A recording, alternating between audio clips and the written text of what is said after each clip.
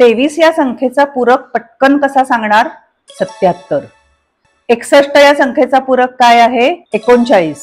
कसं काढलं बघूया आपण आता.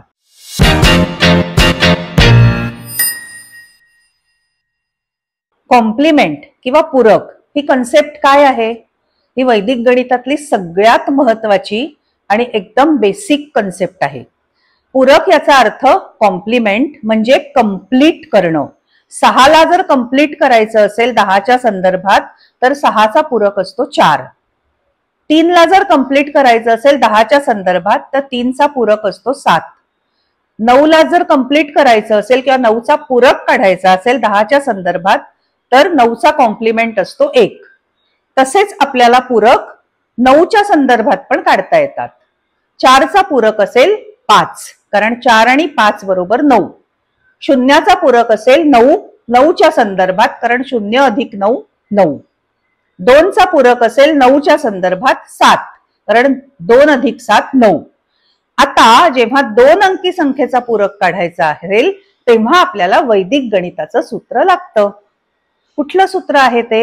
निखिलम नवतः चरमम दशतः. 9 मधून सगळं 10 मधून शेवटचं. म्हणजेच शेवटच्या संख्येचा पूरक फक्त 10च्या संदर्भातला घ्या आणि उरलेल्या सगळ्या संख्यांचा पूरक 9च्या संदर्भातला घ्या. 57 या संख्येचा पूरक कसा काढणार? तर 5चा पूरक 9च्या संदर्भातला घ्या आणि 7चा पूरक 10च्या संदर्भातला घ्या.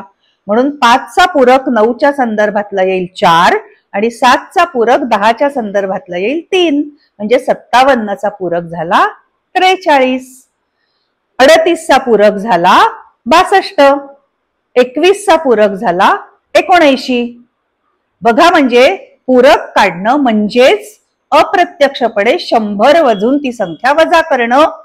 100 मधून एखादी संख्या वजा करायची असेल तर तुम्ही कॅल्क्युलेटर वापराल.